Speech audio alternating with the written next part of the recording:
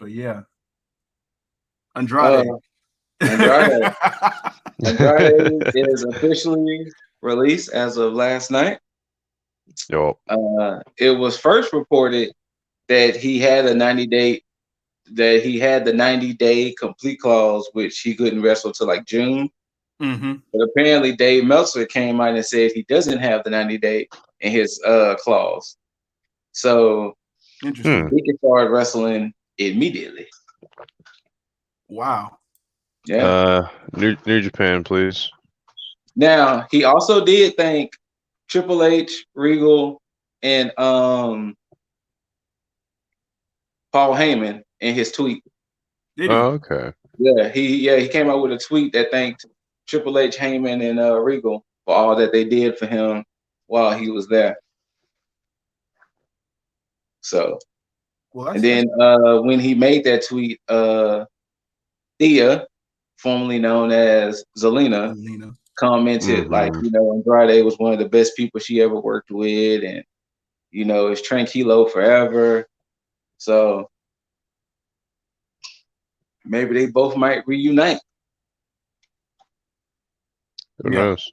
That's the first thing that popped in my head. Yeah.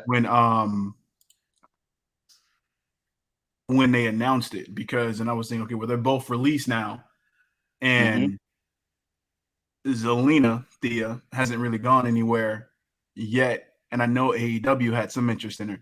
Now, this situation isn't the same as it would be for Cesaro, because Cesaro, I said, be better off in New Japan. That's just how it works for him. Now, Andrade, he pretty much has his pick of the litter because he can fit almost anywhere.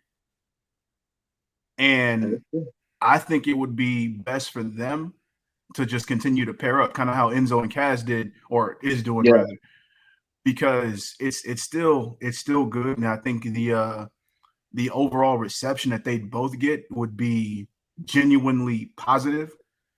And AEW for one, that's going to be a lock in. Like, there's no way, there's no reason why anybody would criticize them going, because I know we've even said it on here that we're sick of the whole everybody being like a AEW being a WWE refugee camp for the most part. But I think this would be warranted because you have one person who was wrongfully terminated over some BS, right? And then you have another person who last week we came on, and I know I got heated last week, and I'm glad that this was the outcome over the weekend. So yeah, put a championship on this man immediately. Also, he can use Andrade, but he can't use Cien Almas. True, I did read that as well. Yeah, which I'm fine with. Same. Yeah. You know what? Now that I think about it too, it would benefit him for New Japan also because reasons. Well, I think the other side story that has kind of spun and splintered off of this is the whole Charlotte situation. Because apparently Charlotte has been taken off of the WrestleMania poster. Ooh. She still has no clear direction of what she's doing for WrestleMania. There's word that she's filming a movie, like she's supposed to be filming the Walking Tall reboot for USA. I still don't know why that's going on, but look, this is The Rock's movie, Walking Tall. Well, yeah, The Rock and Kevin Sorbo. I was about to say, remember the Rock's version was a reboot. That's true. But yeah, so they're rebooting the reboot. Yeah, and apparently, I guess it's supposed to be starring Charlotte. Okay.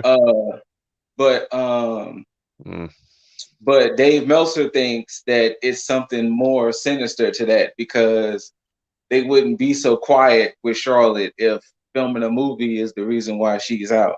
So they're thinking that maybe, well, he was hinting that maybe this whole Andrade situation has a little bit more blowback or something. We don't know. But it's interesting to see what happens with Miss Charlotte Flair in these upcoming weeks. I mean, I don't see why it would need to I don't see why it would need to affect her in any way, because I mean that's just a relationship, which I don't We're understand talking about the WWE's. company. We're talking about the company Well, who yeah, put yeah, Lana through the table 9 weeks in a row. true, and that's kind of where I was going with that, just for the fact that I like morality issues with it. I mean, it's like, come on. It's like Yeah. I mean, yeah, they're together, but that has nothing to do with the other. If you have one person who's working for the company and they're actually doing what they're supposed to be doing, there's no reason to punish them because of somebody else who happens to be in. Well, they benched Andrade for 6 months because of Zelina Vega trying to unionize. Well, apparently that's going on with Well, Black too for some odd reason. yeah, like she tried something and then people around her got punished. Mm. So I mean, Andrade wanting to leave and then Charlotte getting punished for it. I mean, that's kind of similar.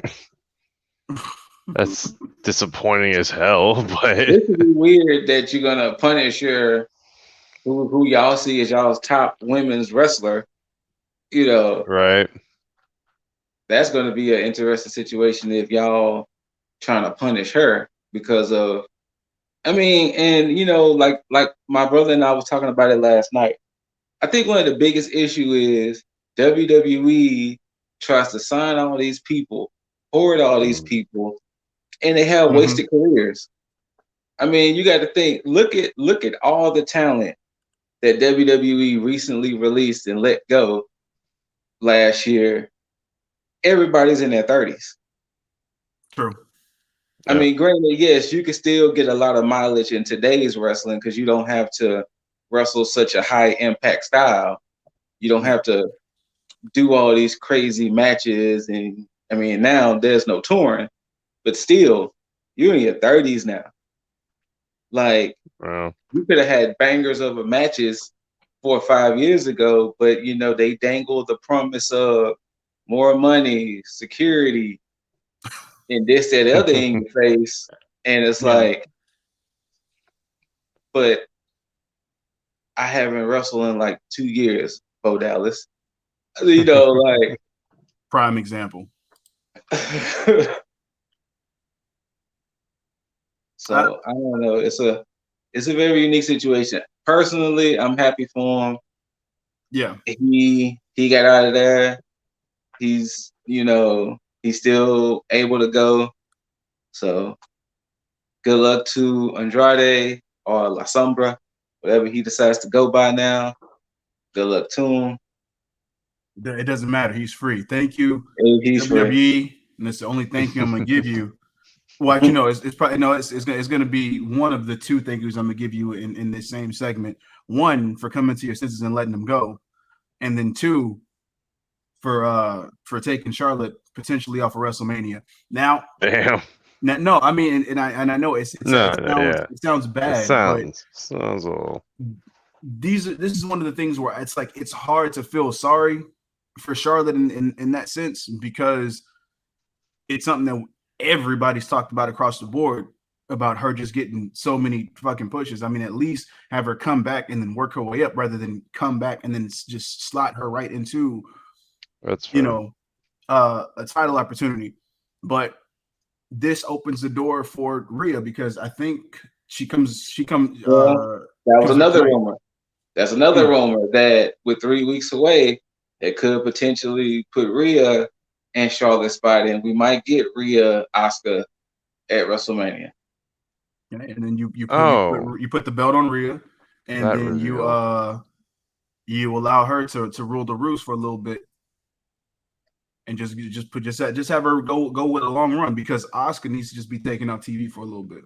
Period. And I was seeing about how some people are kind of equating New Day to Charlotte and this, that, and the other. And I think what people tend to forget, New Day, not saying Charlotte didn't put in the time, New Day put in the time to be where they're at. Yeah. New Day had to come from being booed and not cheered at all to being where they're at.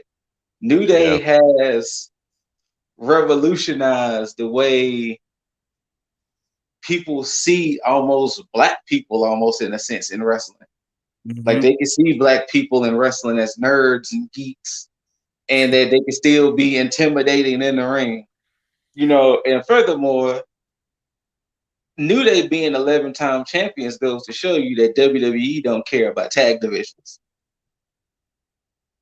There has been many women who could have been in the Charlotte spotlight, who could have even been in the Becky and Sasha spotlight. That's True. the reason why the Four Horsewomen have so many title reigns, is because they don't value the other women's talent. Yeah. You know, I highly doubt we're gonna ever see a Dana Brooke, a Mandy Rose ever be champions. I mean, we don't need to see Dana Brooke as champion. I Nothing mean, against we Dana Brooke, don't, but we don't. But I'm just saying, Yeah. it's still, you know, it could have happened. It could have been just a 2-week, 1-month reign. Hell, Carmella has even had 2 reigns as champion. yeah, And I even can it's Miss not. see Money in the Bank. Mandy eventually getting it. That's about it, though. Yeah, that's why I But, didn't say you her. know, if you look at all the women who has been there or come and go, you know, in Charlotte's case, Charlotte I disappeared know. for 6 months. Dude, if you don't relax. Charlotte, like she disappeared, came back, boom. She came into a tag team title shot. Yeah. You know, so I don't get so upset with New Day being 11-time champions. I also look at it as, well, you got to look at WWE's tag division. Their tag division. They're on this whole start-stop thing where it's like you think they're going somewhere with it, and they just completely abolish the whole idea of what the fuck's going on. So I don't know, but now that we have Andrade going, can we get Chad Gable to be released as well on his own volition? We'll see. We'll see if Mr. Gable even wants to leave. He actually might like it though. Unfortunately, Now they gave him his name back. No, I know, right? He actually might enjoy being on the roster. So I think that's one thing I think a lot of people need to realize is that we might want this and that, but do we account for if the wrestler is happy there? So I mean, most of the time we don't. I mean, that I'll be honest and say I don't think about that immediately. Yeah, because I'm selfish like that. But at the same time, it's like I look at it as having like Stockholm syndrome. These I can wrestlers, agree with you on that.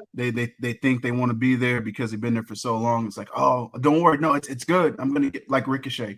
Ricochet is like the embodiment of WWE Stockholm syndrome because I feel like he just can't see it. I think is extremely delusional. AJ, I can't say that because AJ knows. AJ is like, you know what? I got a good deal here. I'm going to retire here. This is the best move for me. I respect it. So, but that's probably one of the only people that I respect. And you got to think they've treated AJ fairly right. They have. He's been there. They have. Like, I mean, if AJ and almost wins these tag titles, he's going to be Grand Slam champ. He'll be Grand Slam champ. You know, so. And we're talking about Grand Slam champion like 4 years. That's crazy. But at the same time, for him, I'd still say it's warranted because it's AJ Styles. It's AJ fucking Styles, yes. So, but to more pressing matters, let's talk about the final pay-per-view before WrestleMania. WWE Fastlane. And not only Fastlane, but this was also their first pay-per-view that was on Peacock. And let's get the Peacock slander out the way. I don't know how I'm gonna like Peacock with WWE stuff. Cause if it's live, you can't rewind it. And there was some hiccups. But yeah, I just hope that things will be better come WrestleMania because I'm pretty sure a shitload of people will be on Peacock because that's going to be the only way you can watch WrestleMania is through them. Because at least if you still had WWE Network, you can still watch Fastlane. But Peacock, I think that's one of the reasons why they put it on Fastlane first. Is to test it just to kind of see and to see what I think so too. And like how me and Mr. Diesel was talking in pre-production, that's probably been the most people have been on Peacock since Peacock has launched. Damn. It's sad but true. Unless you want to watch The Office. Yeah, which I have no problem doing. That's again. So, that's the Peacock only reason I is- got the Peacock subscription was because of The Office. Peacock's going to be only for WWE things and The Office then. Yes. Mm-hmm. Okay. Like I said last week, I solely think Peacock was created to be the only home for The Office. Oh, or if y'all want to watch Keeping Up with the Kardashians, I did see that on there. Or if you want to watch Keeping Up with the Kardashians, that is there too. He's right. That's like a whole other network. What is that? E? I don't know. Like I don't know. I mean, this shit's I think I didn't know. Sure. I think I didn't know part of NBC Universal's world. Oh, okay, sure. Yeah, because isn't like Nickelodeon stuff on like Paramount? Yes. Paramount thing. So yeah. I didn't even realize that shit. So that's because Viacom owns Nickelodeon. Oh, well, see, there we go. Paramount is all Viacom stuff. Can we just have cable be cable? Like, nope, not anymore. them days are over with. Fucking Netflix and Hulu and now Disney Plus is a product of Netflix and Hulu, but yeah, so them days are over with. Everybody got their own streaming service, but too many streaming services. But yeah, Fastlane. The first match on the pre-show was Riddle versus Mustafa Ali for the U.S. title. Mm-hmm. Which it was a good match. This match actually wasn't a bad match. Should have been on the main show for sure. Yeah, that wasn't a bad match.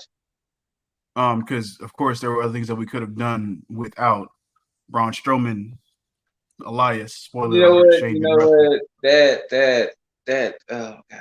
But yes, Mustafa Ali versus Riddle. A solid match. It ended with Riddle hitting a avalanche Bro Derek from the second rope. Mm-hmm. And then Retribution was in the ring and he started yelling at them. And Reckoning walked out on him first. Yeah, hold on. Now we can say Mia Yim. Now I'm assuming that we can now. And then Shane Thorne walked out on him.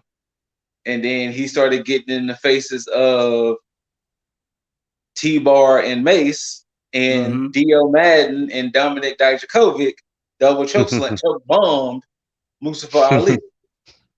Yep. So the first thing I said to myself is, please take off those stupid ass masks. I thought Mia Yim was gonna take off hers when she was walking up the ramp. It looked like she was about to get ready to rip it off. But yeah, so too dramatic.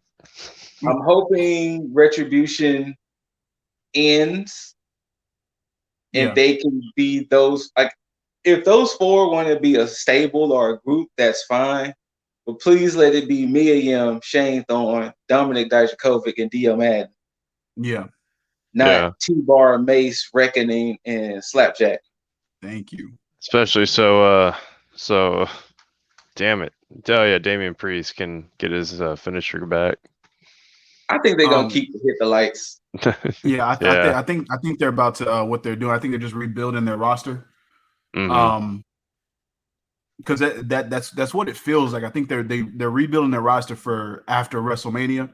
So I think that this is probably going to be, I guess, outside of maybe Raw. If that happens, I think this may be the last time you see them on TV until after WrestleMania. And they might get repackaged as themselves. Mm-hmm. Okay, I can see that. Because I mean, if you think about it, if let's just say hypothetically, if we're just fantasy booking here, if Rhea takes the title at WrestleMania, she's going to need challengers. And right now, I mean, what? Naomi and Lana are dead set on them tag titles. And you know what? Now I do think that they might end up taking those because of since NXT has their own. So you know what, you saying that, but they looking like whatchamacallit could possibly get it too. Tamina and Natalia. Oh, this shit. Look, no. Just no. Look, I'm just letting you know.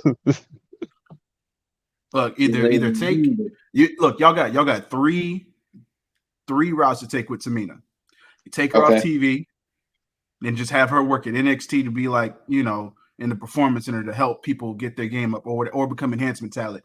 2, you just have her be a heavy for somebody indefinitely. Or 3, you take her off TV, repackage her, and then just have her come back and just eliminate everything that's happened in the past. Because I look, for the daughter of Jimmy Superfly Snuka, there is no reason that she should be treated like this. And I don't know if it's her fault or WWE's fault, but something is amiss, because anytime I see her, I'm like, well, so my brother and I and the missus, we like to call her Mama Mina. I think what happened with Mama Mina, unfortunately, I think she suffered too many injuries. Okay. And I think, of course, you know how it is in WWE. If you wasn't already a big player and you keep getting injured, you're not going to really recover from that. Yeah. I mean, luckily, people like Samoa Joe got lucky. At least they was like, well, hey, we'll just throw you on commentary, Joe. We're not going to risk. That was one of my other questions about that, which was, of course, same thing with Corey Graves. Corey Graves, we'll just throw you on commentary. Yeah. Well, I know with him, his injury is different though, because he pretty much is done. But yeah, he's pretty much done. Yeah, they were saying that Samoa Joe is, I think, either cleared to come back. So that's why I was thinking, like, well, I don't know what they're going to slot him at, because I know his position is the same, but not the same, because he's had injuries back to back, but he's still raring to go. And I think for him, he has a better chance of actually at least having 1 or 2 runs with some title at some point, as long, Lord willing, he stays healthy. Yeah. So.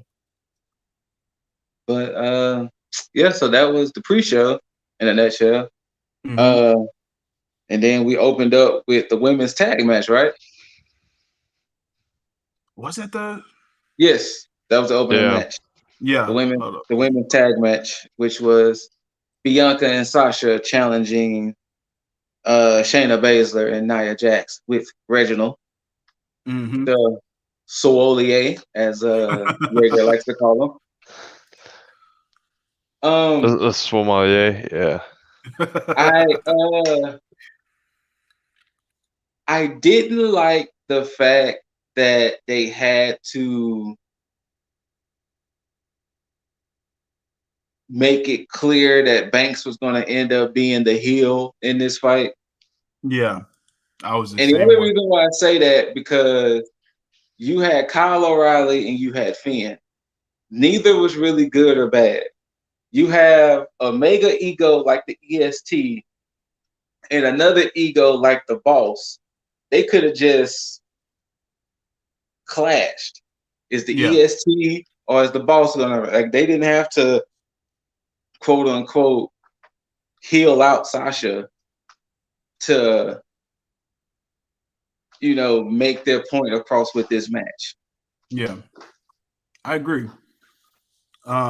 This match needs to happen, and I stand firm on that, because last week I talked about them overdoing this whole champions and challenger competing for the tag champs or the tag titles, and it doesn't further the story, doesn't help anything. They should have just let them have like one-on-one match, or rather have Bianca have a one-on-one match or something to further on the feud or whatever, just something to where you just focus on these two. There shouldn't have been anything with Reginald or the tag champs, nothing, because again, Carmella's not part of this, and I know that her and Reginald are split. Apparently, I'm assuming that's the case. Yeah, she fired him. So all this was just like shoehorned in for no fucking reason, and Yeah, and it also goes to show that WWE still has no idea what the fuck they want to do. So yeah, this hurt one of my most anticipated matches because I was clamoring for this match for the longest. I've been seeing a lot of people saying that. Like I've been seeing a lot of views that due to the fact of how they've been treating this, the interest of this match has died. Yeah. That's been a consensus I've been seeing, that people are kind of like, I was excited at first to see Sasha and Bianca, but now it's like, so hopefully they do something to drum up the excitement again over it. But I don't know. I mean, I'll preface this. I'll say that the build up and the story behind it has me less excited, but I'm still excited for the actual match. Yes, because that's what those two are in control of, and that's what I want. Now, if the match is trash, I'll be more than pissed but that's at WrestleMania. But for right now, as far as the build up, I'm not too enthused about it until like the bell rings. So yeah. But we'll see. But Shayna and Nia kept the titles. Yes, they did. Over it, pretty much a fuck finish at this point. Yeah. Well, yeah. I mean, there was a screwy finish. I won't say fuck finish, but a screwy finish because Reginald Banks, Reginald did his thing, of course. Yeah. And then Banks kind of turned on Bianca by slapping her, calling her a rookie, and all that. Stupid. And it was like, okay. It's like, okay. Yeah. And that's why I hate that, because it seemed to be more about Reginald and then them fueling that behind Reginald rather than, Banks being shown up by Belair, which that could have been the storyline right there. Mm-hmm. Belair being showcased as being like the EST and then Sasha being the boss. They could have played on those two factors where Sasha's ego would have came into play and it's like, you know what? No, you're not better than me or whatever. Then yeah. Then the tag match would have made more sense, because that would have been like, how back in the day when The Rock and Stone Cold would try to show each other up. Because then I would have been like, all right, cool. That plays into the storyline, but they did none of that. All this was about fucking Reginald. Because like I said, literally, how do you have the boss and the EST? You literally have it written. Like, you have the personalities. I am the boss, aka the blueprint. I get that, but I am the EST of WWE. And here it is. They just fucked the whole thing up, like you said, with Reginald. Like, come on. Yeah. Reginald, of all people. But yeah. What was the next match? That was an Intercontinental Championship match. Whoa. That was a unique ending. Yeah. to say the least. Yeah, what I think, I mean, this pretty much spelled it out. I believe that this is meant for Apollo to take the title at WrestleMania. Yeah, but dang, 4 chances though. Yeah, I know.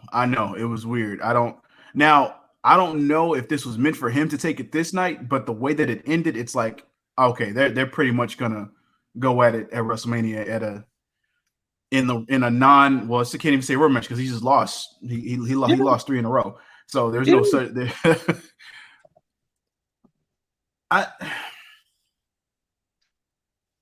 Look. First off, WWE. This is your formula. Anytime that you have heel or face turn, 9 times out of 10, that person that did the turn or the change in their character usually goes over in the match that it's building to. You fucked up. Yeah. Just plain and simple. Now, of course, I want Big E to be champ because Big E's doing his thing. All power to him. But if you're going to put this whole deal behind Apollo and give him this whole just storyline and everything with him embracing his heritage and everything, you don't have a choice but to go with that. Like, that's your way to go. Put the title on the hill, either have Big E chase or have Big E go and further on his career trying to go after the top belt. But at this point, you fucked up. because now, go ahead.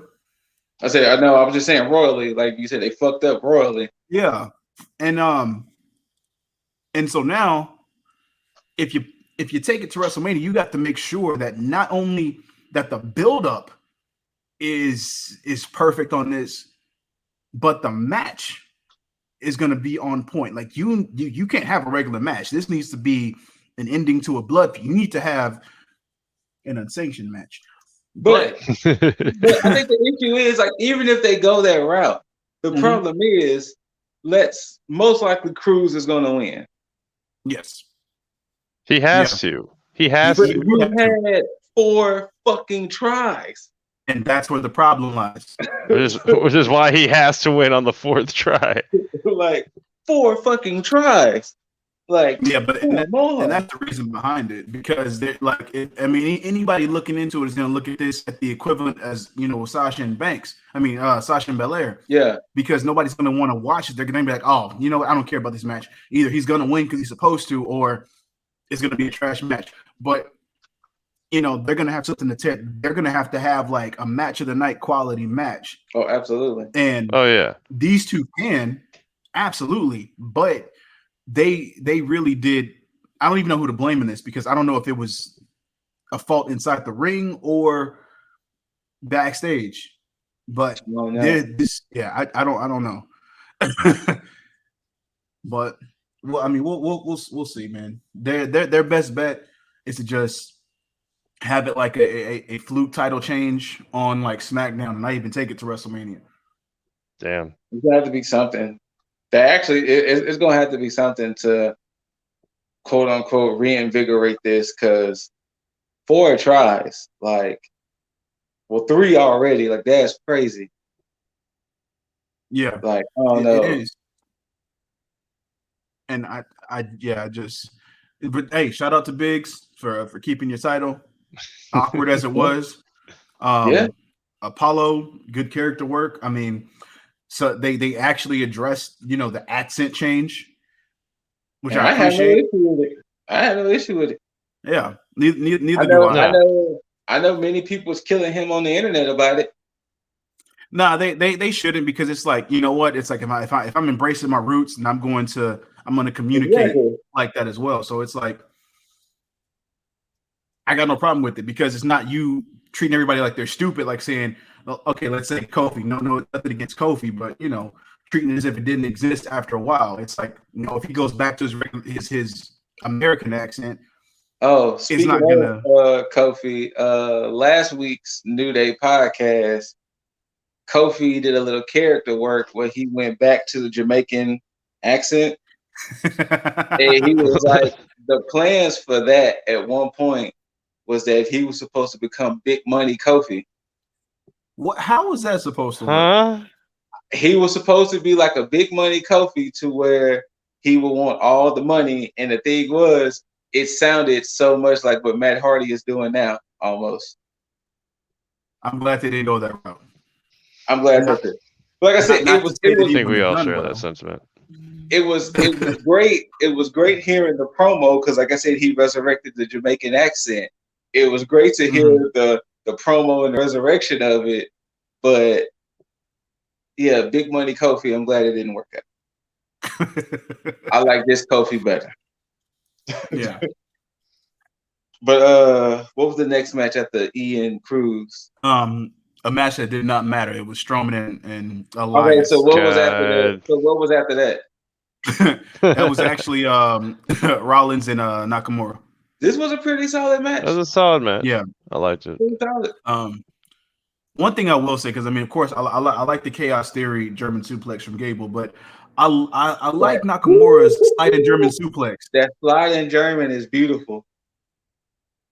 So and of course, said did his thing by selling it as well. But that was just me geeking over that. But yeah, the internet keep having me rolling when they talking about Seth. Seth keeps having these midlife crises, because now he's sounding like an old dad talking about drip. Is that what the kids are using now? Drip. Oh yeah, in his pre-match interview. Yeah. Yes. I hate I hate that. I mean, of course, I love the match, but I hate that this match happened because it's almost like you knew Seth had to go over because especially if they're building him in Cesaro. Especially, I think that was like his first or second match back. So yeah, he definitely had to go over. Yeah. So I mean, now granted, this may be a precursor to Shinsuke going on to bigger things, but as of right now, I hate it because you're building Shinsuke back up as a face, and you just had a return in Rollins, so it's like this match shouldn't have happened. But you know, I understand because Nakamura and Cesaro and Rollins for WrestleMania. True. So it is what it is. We can't really fight that, but you know, hey. So I'm looking forward to Cesaro and Rollins for sure. Oh, absolutely. And I like how they're actually building this up because it doesn't seem like it's, you know, a big feud, which I appreciate because they're not throwing everything at it, but they're keeping it in the back of the mind like it's going to be like one of those just, you know, burn the house down dark horse matches where it's like, oh shit, you know. But we're going to see. Rollins, I'm glad that I don't even know where you are right now with this gimmick because it doesn't seem like he's doing the whole Messiah gimmick, but he's still calling himself as the Messiah, and he's like embrace the vision. So what is he, the savior of SmackDown Live or something like that, right? Yeah, he's like the savior. So I guess he's not the Messiah of Monday nights. He's the savior of Friday night. I mean, I guess I'm okay with that. I mean, I'm glad that his theme music is back. So, fuck. I don't know. Seth to me, Seth Rollins is in a weird place. Like, nothing bad against him. I just can't figure out like what's going on right now. You know, maybe after WrestleMania. Honestly, we're so used to seeing Seth at the top, and he can't be at the top right now because he's on the same show with Roman. Yeah, it's true. So that's what it is. Because I mean, even when he was on Raw, it looked weird because Drew was on top, and Seth had to taste Drew. So we're so used to seeing Seth being a top person. Now that we're seeing Seth as a high mid Carter, it looks kind of weird. True. It does. You know what? I agree with that. That actually makes the most sense. So I'm rolling with it. Yeah. But of course, Rollins gets the win. Which I mean, if you had noticed that by now, Rollins he got the win. Next up was no holds barred match between Sheamus and McIntyre. Them boys fought. They did, and I wish this was the only match they had rather than the previous match that they had probably. But I can agree with you on that. That's what kind of killed it for me because I was like, why did y'all do that if y'all were going to have this match here? It's like just keep the story going, have the build up, have them wrestle other people, have them interfere in the matches, and then lead up to like, okay, well, finally, y'all going to go at it like this. Cool. Yeah. I miss story building like that. But same, Jaeger, same. Like, I don't know. Like, that's perfect to me. Like, just don't even have them ever meet. The bad part about it was it wasn't that long ago when there was storytelling like that. That's true. It wasn't that long ago. That's the crazy thing, man. And I'm just like, I don't fucking get it. I don't get it. Like, why do you have to blow your load on a lot of things? Like, how hard is it just to be like, you know what? Let's save this.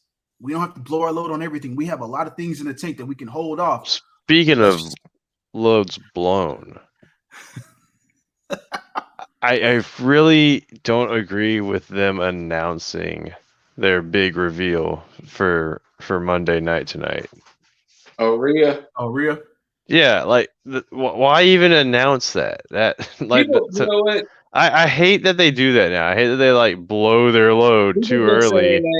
People have been saying that a while now. They was like you announced that Keith Lee was coming to Raw. You announced this and that. Why can't they just show up? Exactly. Like, because they want those ratings. where's those pops? Like, fuck that rating because like these people want to see that person. Like, you're gonna see that person, but why not see like the ratings spike when that person like shows up on TV? I don't know. Because like you said with the Rhea situation, Look at how the internet blows up when, say, Rhea Ripley surprises people on Raw instead of having the announcement for it. You know. But see, the problem is that the way WWE looks at it as it's only going to affect the people that are watching, and then they'll get the YouTube and IG views later. They want people to tune in throughout the show because Rhea might not show up to like hour 2, so at least you watched hour 1. I fucking hate that they trap you with that shit. I hate bait and Yeah, switch shit so much. Yeah, you know, and this is why I like old school. I know y'all hear me talk about Attitude Era all the time, but it's because it was must see TV. That was a phrase back in the day, must see TV, which means if you miss something right then and there, you were asked out to. You'd have to wait to hear rumors about it because there wasn't going to be a chance. Now, granted, yes, I get. Huh? It used to hurt my little preteen soul if I missed Raw. Exactly. Facts. Exactly. And that's the thing, man. And that's why it hurt me during the Monday Night Wars, where it's like, damn, I want to watch this, but I got to switch over this. So it's like you really channel surfing back to back between TNT and USA at the time.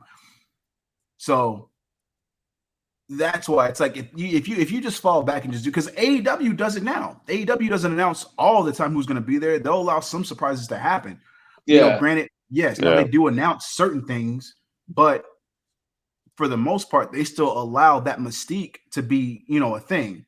So I'm just, I don't, and they do fine with their ratings. You know, they're not trying to just like, yeah, of course, everybody's trying to get eyes on their product, but they're not. Yeah. They're not solely focused on that. Like they're still the trying ratings to are still over 1 million, like every week.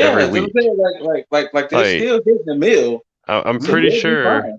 I'm pretty sure that you can like spare a big reveal or like spare like something like Rhea Ripley showing up. Yeah. And at that point, it'll be like, you know what? Well, fuck, I missed this. Well, damn, let me watch again because if they may have something else happen. So let me tune in. Right. Because I mean, think about it like this. Everybody knows that the Monday after WrestleMania is always the show to watch. It's usually like the season premiere. Yeah, and people watch it religiously. So who's to say that you can't have all your shows be must see like that? Just take time and fucking story build. Take pride in your fucking company and trust your superstars to actually be able to do the job that you pay them to fucking do. It's as simple as that. I don't understand how nobody gets that concept in WWE. It's fucking weird. Well, NXT gets it. Well, you know what? Honestly, I think one of the big issues, because me personally, I keep reading stuff about it. Honestly, and I don't like putting the fault and the blame 100% on him, but a lot of it really does have to do with Vince McMahon. Vince McMahon, like how we discussed it before. Imagine you wrote out this storyline and you wrote it out for 5-6 weeks or 4 weeks to play out, and then you come in week 3. Now we're gonna just change all that up. We're gonna just throw all that against the wall, change that up. Then it's like, what the fuck? Like, why did I write this for? If at the end of the day, granted, yes, I understand you're the owner, you can veto anything, but I wrote this to be a quote unquote slow burn, or I wrote this to have a grand finale, but we have the grand finale on a SmackDown. True. Like, you know, or on a Raw. Like, that's not, like, could you imagine you sitting there? Well, no, that's Attitude Era days. Okay, like imagine watching Raw and then Drew McIntyre beats Brock Lesnar on Raw for the title. You'd be like, but WrestleMania is like a month away. Why the fuck did y'all do that? Like, Like Goldberg fulfilling his 2 matches that he has left. Oh, but at least Goldberg will win the belt on a pay-per-view, though. Truth. Like if Goldberg had showed up and just randomly won the title on a SmackDown, they'd be like, "Wait, why did Goldberg just beat whomever is champ? Like the fuck?" They're gonna make sure that pays off, but yeah, but Drew and Sheamus had a brawl. But like you said, it does hinder it a little bit because we've seen them beat the shit out of each other. Like we just seen them beat the shit out of each other on Monday. Yeah, like, and I mean, we already knew who was gonna win this. I mean, and we knew who was gonna win. There was no surprise there, because that's the one thing that I do hate is how they try to build like the next match during one of the feuds that's going on, and it's like, wait, we got to have this in some type of finality from this feud going on before we go into this. Like, I get, but see, that's the thing. If you weren't rushing to put a fucking card together, you could let things flow organically, and it'll just flow like it needs to right into WrestleMania. So this is why this is like I said months ago, that because I think the original plan was for Sheamus and Drew to fight at WrestleMania. I would have been fine with that. That would have been fine, yeah. Yeah, but then they threw in The Miz winning the belt. Then they threw in Lashley winning the belt from The Miz, and now Lashley is fighting Drew. It's like, what? Yeah, all they look. Y'all should have watched this, and y'all should have listened to me, WWE. You should have had Sheamus and Drew go at it at Elimination Chamber. Have them have a dog-out fight. Have Drew win. Have Miz take the title off of Drew. Still have fucking Lashley take it off of Miz. Then this match here at Fastlane would have made more sense. Yeah. Because at least, and y'all could have had a number one contenders match. Just something. But you know what? Yeah. I digress. It's not important. What happened has happened. Lashley's going to WrestleMania to go against Drew. And he's out opening up Raw right now. Not surprised. As you just said his name, he's opening up Raw. But yeah. Speak it into fruition. Another thing that's probably going to be anticipated on Raw is the aftermath of the next match that happened on Fastlane, which is baby, Bliss and Orton. Which, okay, so of course most of y'all know that I haven't really been watching Raw like that because I don't care, and this is one of the reasons why I don't. But when I this is the only reason I pay attention to Raw, man. Well, look, so like I was tuned into Raw when Fiend and Alexa Bliss got drafted to Raw, but then things started dying out, and I was like, I can't watch Raw anymore, and I stopped. And so then I finally kind of got caught up on the storyline of everything that was going on with Orton and Bliss and the Fiend and everything like that, and I just my interest just plummeted completely. And the only reason why my interest never plummeted from it because I knew at some point he was coming back. Oh yeah, true. And the moment that they announced that they was going to have a match at Fastlane, I was like, "This is the return." Yeah. Oh yeah, because I didn't know this match was happening. Now when I seen Bliss come out after Randy, I was like, "Oh wait, what? Like they really letting this match happen?" But then I was like, "Okay, clearly." On Monday night, she challenged him to a match, and Randy accepted. Gotcha. And then, and it was funny because we was like 4 different times Orton was spitting up black stuff. You ain't think to go to a doctor and get that checked out, bro? you ain't think to get checked out? Why you spitting up black stuff? Now, my only issue with this is how are they going to explain him coughing up black? Like, I mean, yeah, like he was coughing up black bile 4 different times. Like, does that mean like because it just is weird. It's almost like, oh, it's an indicator that Fiend is near. But there's been a lot of inconsistencies for me when I watch these recaps where it's like, okay, well, what is this stuff going to lead to when like the Fiend finally comes back? Like, is this just a Fiend messing with Orton to be like, okay, well, I'm going to make you spit this up to let you know that I'm near, or you've always been a part of me, you're part of the Wyatt family. Just I don't like the connection. Yeah. I'm missing that piece that's gonna like just put everything together. And now remember, they did bring that up at first. When they first started feuding, they did bring up the Wyatt family connection in their own special kind of cool way. True. But if they really want to spin it well, and this is me writing for WWE, you can say that all of that black shit Orton has been spitting out has been all of the evil, and that Bray Wyatt has been trying to purge the evil out of Orton. You know what? I like that. And that when he set him on fire, he fucked up. Because he was just trying to help. But now I'm gonna make sure you're gonna let me in. You know. I do like that. So right there, that small little description. I'll watch your program, Scoot. Yeah, right. Yeah, this match wasn't much of anything, and this is one of the issues that I do have too, was that I mean, granted, yes, WWE's taking advantage of the fact that they don't have fans in attendance, but I think they may be taking it too far, because the way I look at it is like, okay, if you have cinematic matches, cool. If you have certain things happen, cool, to further the story. But when you have actual matches going on and you have this stuff happening, you can't say it. How would you?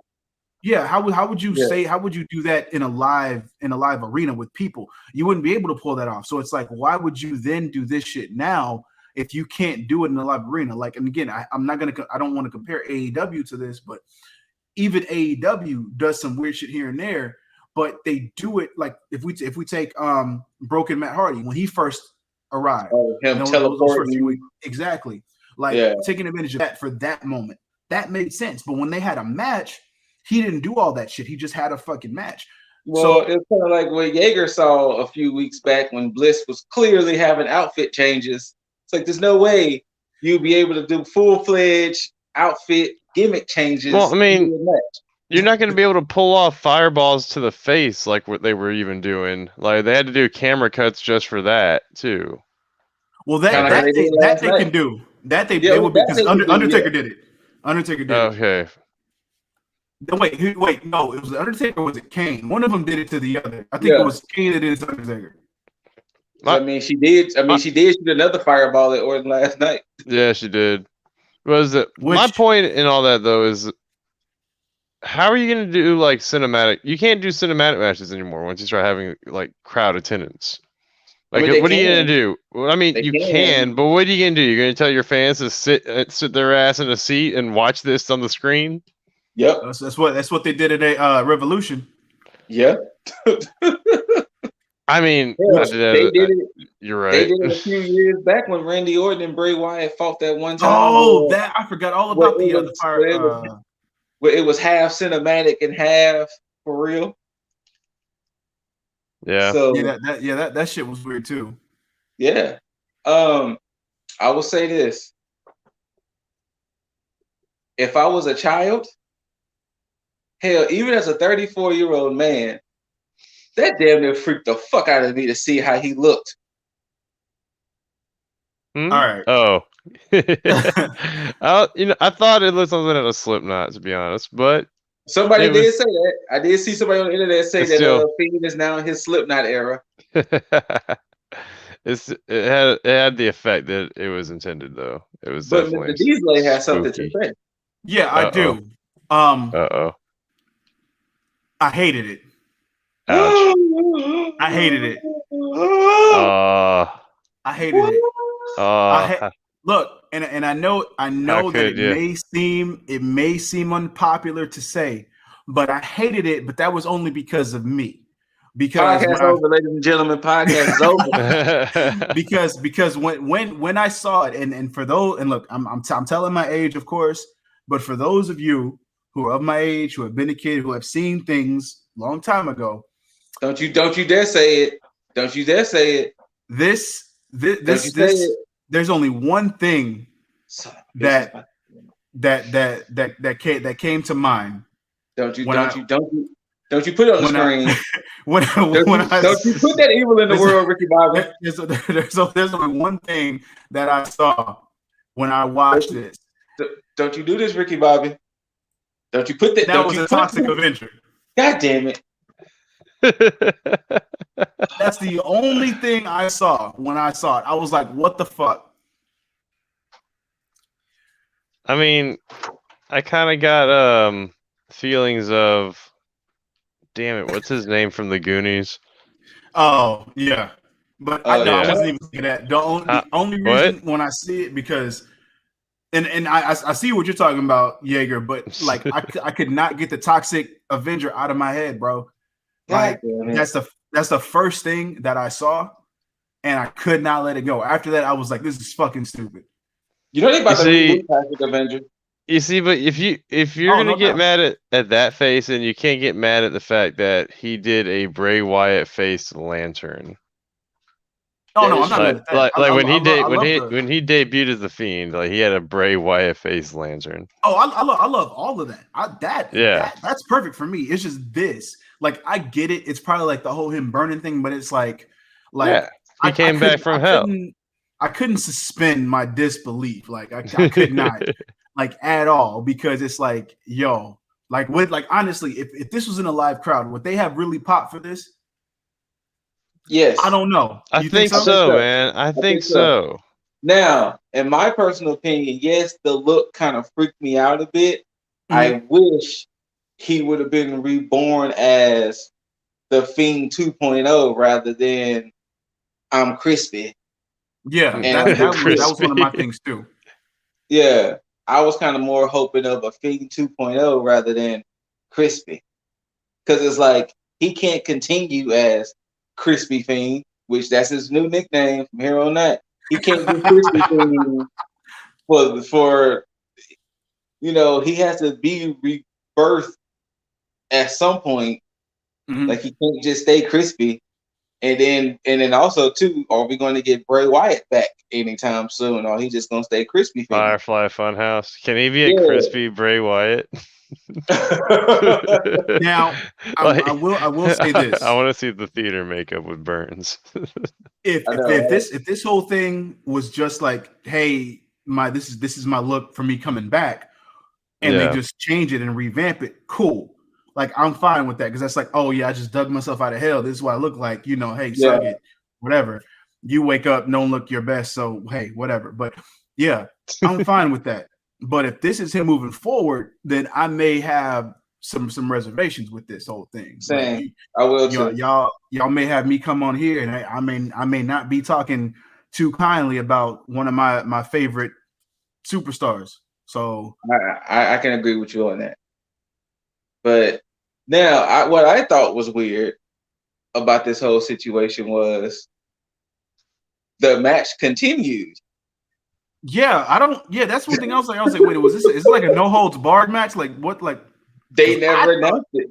They just announced yeah, it as Bliss versus Orton. They never announced it as any speculation, any stipulation. So I thought that was funny. yeah, because when he put the Sister Abigail on Orton, I was like, okay, cool. But then Bliss straddled him. She straddled him and got the pin. And then I did see somebody post talking about, we know who the real winner was of last night. No comment. Oh, yeah, there was plenty of no comments to not make about that. The camera angle they provided for that, like Fiend behind Bliss on top of Orton. There's just plenty of potential for stickers being placed in the bottom corners of screens. Hey, Ryan So with Cabrera, that being how'd said, you feel about that? Right. what kind of match do you Right, think Cabrera. are going to have at WrestleMania?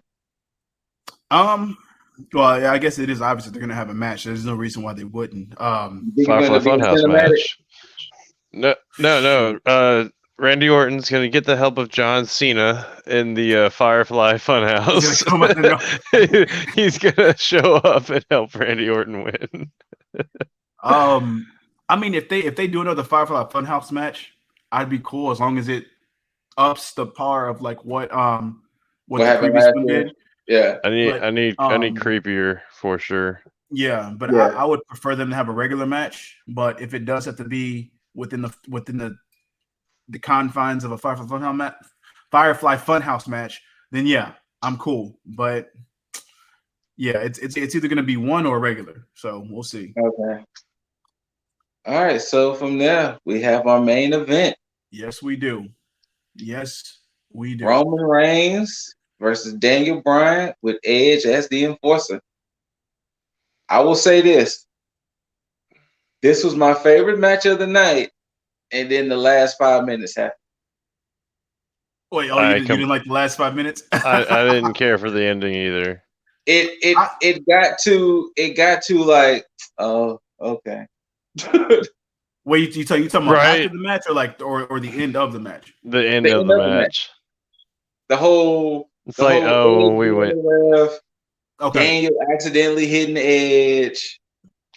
Edge getting mad. Okay. To kind of walk it through, the moment the ref took the bump, I was like, oh, I know where this fight is gonna go.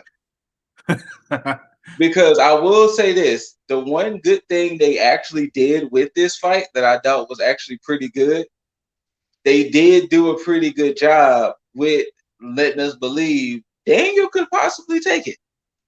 Yeah, absolutely. Because the way he was working the shoulder, the way he was hitting the yes lock, it was like, wait, they could alter some plans for WrestleMania to where Daniel possibly could end up taking it. But then when the ref took the knee, I was like, exactly. Right on time, my man. That was pretty much where I was like a little upset about it, because as soon as I saw Edge get involved, that was my moment. Like, I didn't realize that special enforcer was what that meant, and I was like, oh, so we can just label ourselves as special enforcers now and just be referees if we want all of a sudden. I don't know, when Edge got involved, I just saw a fuckish finish coming, and yeah, same. I didn't mind the post match stuff, or rather even the end of match stuff that caused the end.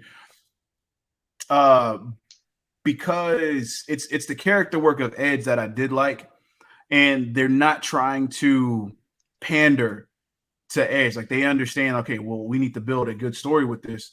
Let's make it more interesting, because they could have easily just went with Roman versus Edge and go from there. But I think adding these other nuggets to it with Bryan and now Edge being this tweener actually Bryan and Edge are both playing like this tweener role, because that was the plan that Vince so-called threw out.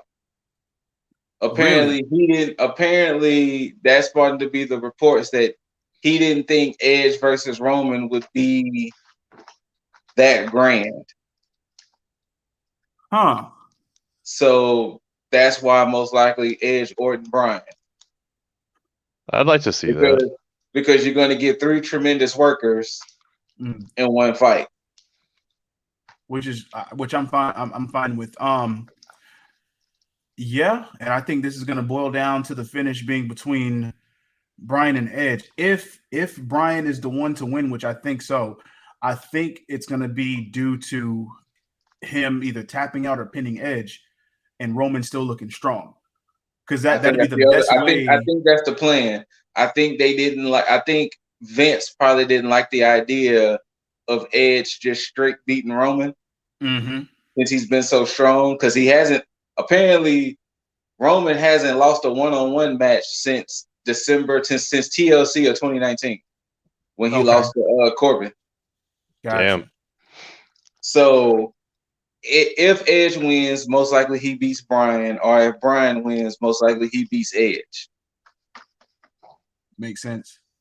So, and for Roman to come out of that without being pinned or submitted, that gives him more of a reason to be like, hey, you didn't beat me. You didn't beat the champ for this.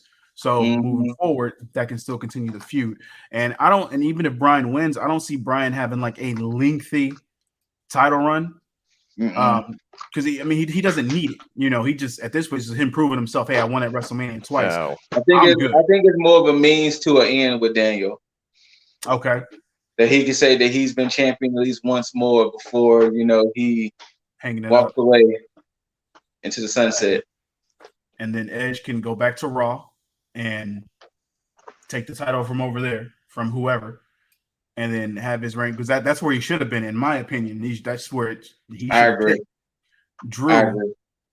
and had that continue on, because then it would have made more sense. People would have been fine with Edge beating Drew, but because you have Roman in the mix, nobody's going to be okay with that unless you're Daniel Bryan. Hold on. Apparently, Randy Orton's going to summon the Fiend tonight. Summon? Yeah, it literally said Randy Orton summons the Fiend. No. That's literally the graphic. Randy Orton summons the Fiend. Summons the Fiend. Wow. Like some Final Fantasy shit. Now, I will say this, though, as far as the main event was good. Like Roman. Yeah. Like I said, I like it. Just the last few minutes was just a little in. Roman has set this game up, like for sure. And I'm happy. I'm happy that he's able to do this with the character work, with him being the champion, with him. I mean, everything. Like this whole thing is perfect for me and like for him. Mm-hmm. I say for like me and him are working in tandem. Like, no, it's perfect for me as a viewer, but it's perfect for him as the on-screen talent, and then being the face of SmackDown. So yeah. Again, I'm going to keep saying this every time he doesn't show up. Where the fuck is Jimmy? Jimmy must have been more hurt than we thought. That's my that's conclusion. got me confused, because they had this shit written out. They said they had storylines written all the way, for the next. He's debuting at Mania. Yeah, so, that could possibly be a thing. Because the way if we're looking at what Jey Uso might get himself into, it's a possibility, because it looks like the Raw side, the tag team picture, is going to be some type of multi-man, probably ladder match or something. Because it started off with the Street Profits wanting the belts back. Then this past Friday, Ray and Dominic beat the Street Profits. Yeah. And then, the Alpha Academy has been claiming stake. So far, that's already 4 different teams. So unless they got main event Jey Uso going to fight somebody, it may happen. I don't know. I can see that. They should have taken this time. If they were going to have Jimmy off TV like that, they should have just put a singles title on Jay just for a little bit, and then just probably had him feuding with Big E. That would have been the way that I went, and then probably have this heel turn from Apollo. Hell, they didn't have to they could have actually had Big E win the title from Jay during that time if that was the case. But that's past book, and I'm not even going to get into all of that. But yeah, WrestleMania is shaping up. It's shaping up, but I remember WrestleMania wasn't shaped up 3 weeks before the show either. Yeah, you'd already 100%. Know what was going on. Oh, dude, they would announce the cards like a month in advance. Yeah, you because there would be a few matches that you would kind of have like not seen, but it would be like minuscule matches that kind of got shoehorned in. But like as far as the top like 5 matches would already be established, like pay-per-view. For one you'd have your Mania match, then you're gonna have like whatever your other match is for whatever belts not being Mania'd, or your Rumbled match winner. Bleh. Yeah. But then it's a couple of tag team matches, things like that. Yeah. Yeah, because it's only because like storylines will be like formulating throughout like the past like maybe like 4 months. Like if you think about what WrestleMania 25, where you had the stuff with Shawn Michaels and Undertaker were feuding from like previous pay-per-views. Even before that, you had the situation with Orton and Triple H with the whole McMahon family and Triple H and all this other stuff. I forgot who else is on that card. There was some, but either way, my point is that you would still have stuff built up from that point on, and that would factor in like, okay, they built this stuff up. This is where the blow off is going to be in WrestleMania. Like, yeah, where's that build up? You have a team of writers, and you tell me you still can't pull that shit off? I guess not. I guess not. Like it started. It's weird because it makes it even more weirder in this case because then it's the 2-night because it's the 2-night thing. So let's talk about confirmed. So we got Bianca and Sasha, Roman and Edge with possibly Daniel, Lashley and Drew. So there's only 3 matches that are confirmed. Yeah. The possibility we're getting Asuka in some match, the women's champs in some Rhea match. and Asuka, right? Maybe. Big E and Apollo, maybe. Riddle and somebody. Wait, I'm sorry. We got 4 confirmed because we got the New Day versus AJ and Almost. Are the women's tags official? Who? Are the women's tag team titles official? No. Like I said, so it's a possibility. Then most likely they're going to do Sami Zayn and Kevin Owens. Who else? Probably the Damian Priest, Bad Bunny, Miz, and Morrison situation. Facepalm. How is the Ballard Woward situation though? I actually haven't heard anything from Ballard Woward. Non-existent. And then, Fiend and Orton most likely are going to happen at WrestleMania. Oh, that's definitely a Mania match. And then, also too,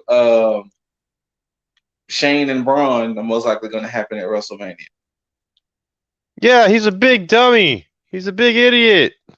Now, to steer clear to something more interesting before we wrap this all up, WWE did announce that Io versus Raquel will headline night 1, and Finn and Cross will headline night 2. That makes sense to me. Yeah, that makes sense. So you got to get Peacock if you want to see night 2. Wait, of NXT? Yeah, night 1 was gonna be on USA. Night 2 is gonna be on Peacock. Interesting. Yeah, shout out to NXT for keeping their takeover on. Shout out to NXT for television. Having a planned takeover. That too. That too. All the shouts. And also one last little bit of tidbit before we dip. Batista most likely will not be inducted in this year's Hall of Fame. Wow. Only because Vince says Batista deserves a crowd. Oh, okay. I thought there was some shenanigans going on. Okay. I was gonna say, man, Vince. He said Batista is too big of a talent to not have a crowd, and then it was like, furthermore, if you look at everybody who was getting inducted in 2020 and who's all going to get inducted most likely this year, Batista, it'll be okay for Batista not to be a part of that group. Damn, so basically you just threw shade on like everybody else who's getting inducted. It's like, oh, Batista deserves a crowd. Oh no, y'all are good. Y'all are fine. We'll induct y'all. I mean, y'all are still great, Molly Holly, but Molly Holly, Eric Bischoff, JBL, like, yo, fuck that. Yo, I need a crowd. I think Vince wants to throw Bischoff for that shade. Be like, don't you have a debate to go and ask questions at or something? But I don't know. But I digress. But so most likely Batista will wait till 2022. That's fine. Yeah, I mean, I have no doubt that this WrestleMania will be better than last year's for sure. But I'm still like, yo, y'all still need to treat this with some respect. Justice for WrestleMania. Justice for WrestleMania. I guess Justice for April 10th and 11th. What was it? 25,000 people. 25,000. Yeah, will be in attendance. Shout out to those people that's going to WrestleMania. If y'all go, enjoy yourselves. Be there next hopefully year. You get everything out of it that you want to get out of that shit. Yes. And hopefully it's a good show. So hopefully you get your money's worth because I know it ain't cheap. So no, for real. 35 to 2,500. That ain't cheap. Craziness. But hey, for those who spend that $2,500, you get a chair. So Yeah. They get a chair. You You can get take nice it little, home. Yeah, little yeah, they get to souvenir take chair. that nice little cushy WrestleMania chair home. You Hey, know, I heard that some people don't take them chairs home. really? Yeah. I've seen something to where I think a lot of people don't take those chairs. Huh. I Oh, don't probably maybe know. I because they don't don't want to know take if them on the flight. they didn't know they Oh could take it, yeah. or maybe they because of the flight. But yeah, people don't take them chairs. What was Yeah. it? At All In, they did a sign like they did the for the VIP seating. Um, it was you get to take home the cushions or something like that, but you didn't get to take home the chairs. I'll be fine with the cushion. Yeah, right. Hey, look, Yeah, if y'all don't take those chairs home, just sell them right outside. As soon as y'all get out the arena, man, just sell them. right Somebody, after. somebody will buy it. Trust me. Right. If Yeah. you Trust know me. you're from out of state, you can't take a chair with you back on the flight. So look, somebody's gonna want that flex. Be like, yo, I was at the Before front row. you even get to your car, you can sell that chair. Truth. For real. Absolutely. Trust me. Like you said, somebody gonna want that flex. If I was front row, I Yeah, had the chair to prove it.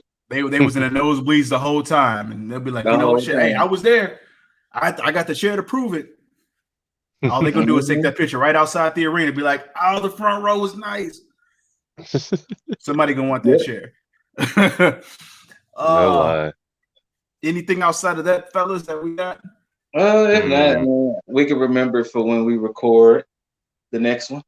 Oh yeah, because we will be here Thursday. You beautiful mother effers. I know you're waiting for that, but see, it ain't Wednesday yet. That ain't happened yet. That's days from now. So just be patient. At least you got this. So Little Yes. taste, little be sample. happy. Yeah, but I mean, nothing else to say. Nothing else to say other than that. Hey, Scoop, let them know where they can find you.